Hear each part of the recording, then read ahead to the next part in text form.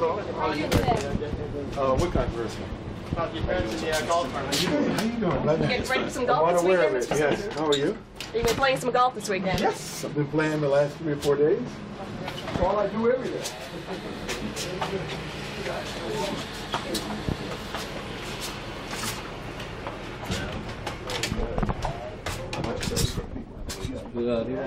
Yeah. Everybody except Seth. Good. How's it going, my friend? Good, good. Open the way, please. Open the way. Controversy?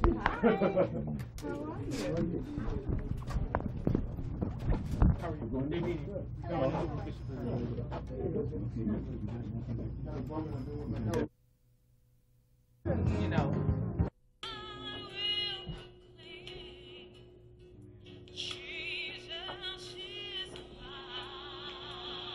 What show is it? Special edition issue for the day.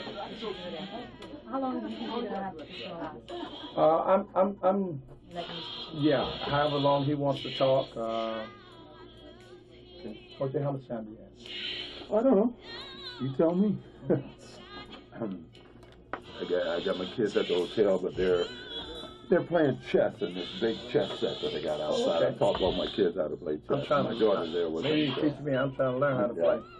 I got a game for Christmas for my birthday. Yeah, if you can play with someone who is your level, it's a very stimulating game. But if you play with someone who can't play or someone who is far superior to you, it could be a bore.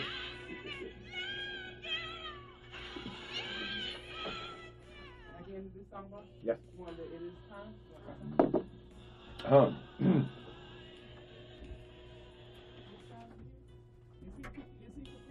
Yeah, we got in so late, we were traveling the other day that my kids were so sound asleep that I couldn't get them up that morning. I didn't try to get them up because I felt we could travel. But when I was there, Roberts, whose tournament this is, I guess he's the guy who really put it together and put the most work into it. I was saying, boy, I wish my kids would do that. Really? Yeah, it was such a good story. The choir was tearing it up.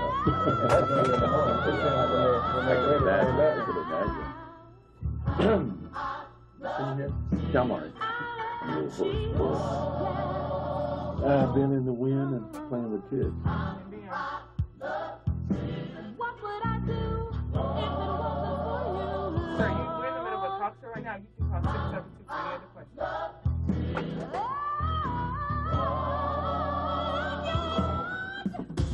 Yo, what's up? I'm gonna keep you with the line, y'all know. Here we go. Time to make that change. People of the world today are fading. All of us have our ups and All right. Well, it's 4:20 on Thursday. Good afternoon, and welcome to a very, very, very, very, very, very, very special edition of the issue for today. I'm your host. I'm Pastor Victor T. Curry, and as we promised you all day long today, that we are honored to have in our presence and on live and in living color on WMBM, the Juice, O.J. Simpson. How you doing today? Hey, Pastor, I'm doing fine. Excuse my voice. I've been with my kids vacationing for the last few days, and we're down in the Bahamas. And when you're running around with kids, so you lose your voice a little bit. So if I'm a little hoarse, I apologize for that. But I'm happy to be here. I'm doing fine. Very happy that you're here today to be with us.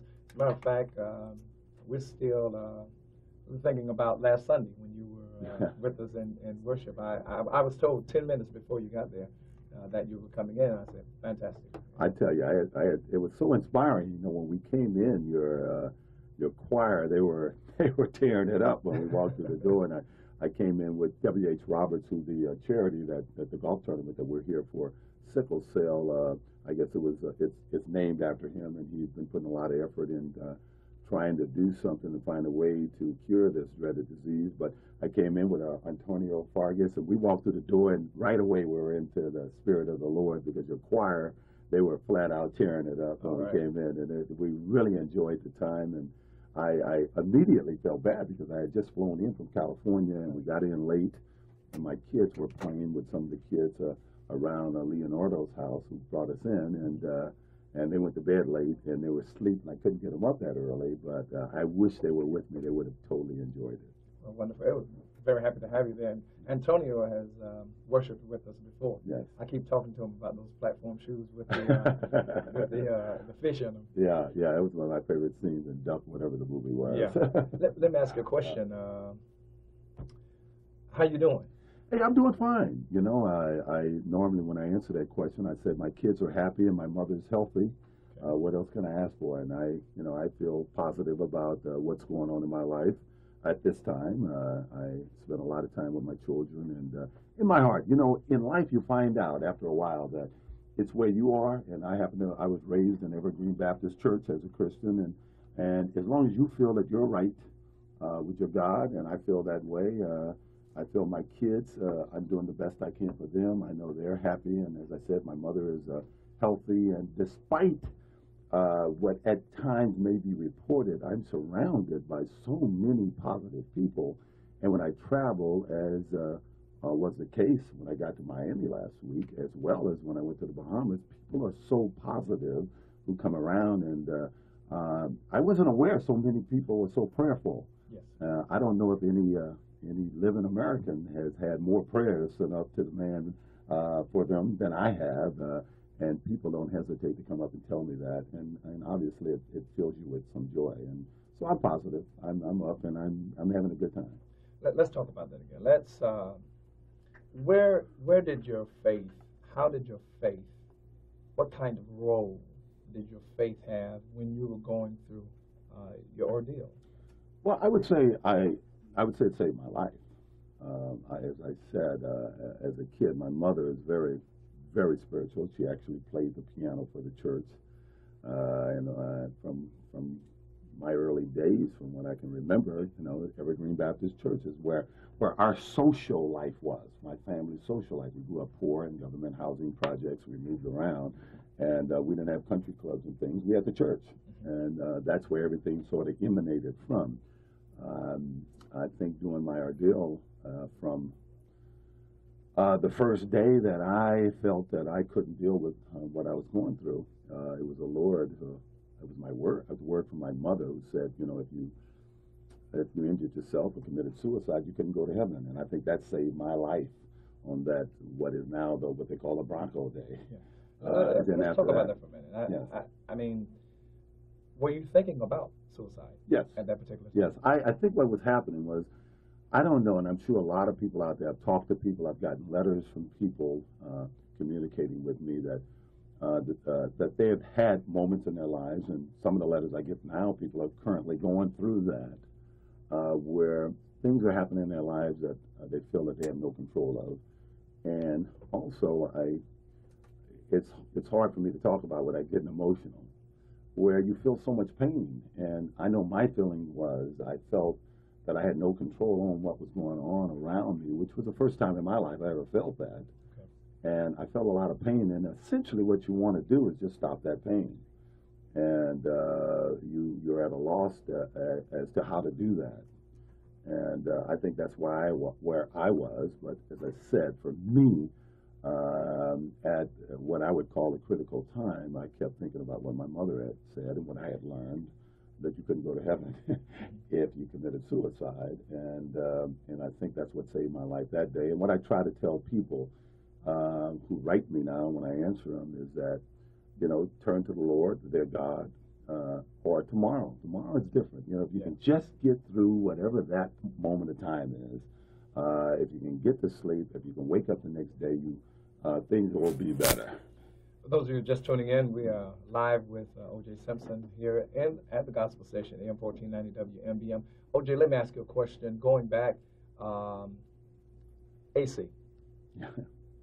What kind of friend is AC, and why is he such a good friend? Well, you know, and I'm going to probably babble a little bit here. It's interesting. In my life, I found that I've always been, and I think this once again goes to my mother. When I was a kid growing up, people had problems or whatever was going on seemed like our house was a center, you know. In San Francisco? In San Francisco. My mother's house, we didn't have a lot. My mother worked. She was, you know, she was always able to support us. He did the graveyard shift at Laguna Hunter Hospital and then San Francisco General Hospital, mostly in this. He spent a whole career working in the psychiatry ward, you know. And our house was like the center. You know, whoever had problems, they couldn't eat, they were there. Once I became an adult, all of my friends, as far as I can remember, if you came by my house on Thanksgiving or Christmas, the guys who didn't have a family or a place to go, they all ate with me. And during the course of this whole ordeal, as I said, I'm babbling, I know, it seems that the people who were always there and the people who always had the most problems were the people I was most disappointed in. But the people who were always there with good spirit and good heart that were easy to like, AC being one of those, they're the ones who, I guess in my time of need, and this, in my mind, was the first time in my life that I ever really needed support from people. You know, I always felt that I was the Rock of Gibraltar. I was the guy there for everyone. And, of course, AC was there. We go back to when we were kids. We became friends really in high school, even though I knew him since the third grade. Okay. But he used to hang around with my brother more than me. And I don't know if that's good or correct. You're looking around. Commercial.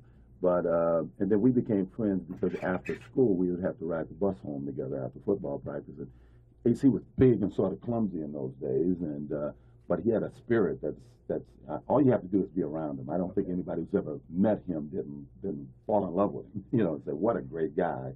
And AC has proven to be what he's always been, just as fine a friend as anyone could hope to have. I think I wish for everyone, no matter what they think about me or what they might have thought about AC and his action, I wish and I pray that they have a friend like AC when they have a time of need. Johnny Cochran and Shapiro, the Dream Team. Yeah. Let me ask you, because I think one of the first statements out of Johnny Cochran's mouth was, "Thank you, Jesus." Johnny Cochran is a very spiritual man. Did that ever come out during the times that you all shared as the council getting together with Shapiro? I don't know where he is spiritually, but I do know, and I think Johnny Cochran was a deacon in the church or something like that. Well, I think, Reverend, you hit the nail on the head. I think if you read Jerry Ullman's and various people who wrote books in this case and who have spoken, Barry Sheck and these guys, I think Johnny is spiritual. There's a goodness that comes from Johnny that he's almost impossible not to like. Okay. Now, I knew Johnny before this case came up, but I knew him from church through my former wife. Marguerite is very spiritual, and I knew him from church and around the families around. I think his daughter, his stepdaughter and my daughter graduated from Howard at the same time, and our family spent time back there doing the graduation and all. But I think that's if nothing else, what comes out of Johnny is a certain goodness. And I think everything that he does is based in his faith and his religion. I can recall one very, what turned out to be a very sort of poignant moment in our case when I was in this little lockup right outside of the court, actual courtroom, and something was going on, and Judge Ito had brought everyone to the back room, the main lawyers, and I gather that's the day when these so-called Furman tapes had become, everyone became aware of them. That Judge Ito told everyone these tapes did exist, and he was at that point making a ruling that we would get a copy of the tapes. I didn't know this was going on. I was back in the room, but I knew something was going on, and Johnny walked back, looked at me, and his first words was, "Hey, the Lord's with us today." Is that right? God is watching over you, and then he proceeded to tell me that. But everything that Johnny does emanates from his faith. Rosie Greer. Yes. I'm going to ask you a question. You don't have to answer this at all. But there were, and I don't know if you heard this while being incarcerated, that supposedly you told Rosie some things or made some type of confession. Did that ever happen? No, one, it never happened. Let me explain Rosie, because I know they were challenging Rosie and his faith at one point. So I never met Rosie. I tell you a real strange thing. Rosie's son used to play with my neighbor's son. Rosie lived in Brentwood, California. Rosie played football. I played football. But until Rosie showed up in the in county jail after I was there a week or so, I had never met Rosie. I'd seen him play for the Rams or Pearson Portsmouth. I had never met him. I never shook hands with him until then. And everyone was saying he wasn't a deacon. He was just a friend of mine. That certainly wasn't true. But after those rumors of an alleged confession came, and I think anyone who has ever been around Rosie knows that his life is his faith, is the Bible, is and preaching and sharing his word of God. I've told Rosie on time and time again that I wish he would speak up. I wish he would go out, because he felt that there was a confidentiality between himself. He looked at himself as a minister and I. And I said, no, Rosie, I have given Rosie, and I hope one day if he's ever in this area, you have him on this show. I have given him my permission to talk about everything that we've ever talked about during the 16 months that I was incarcerated, where he visited me time and time again. And I've given him permission to speak honestly and, through his faith, that he can say, and I think would do a lot of people some good. Yeah.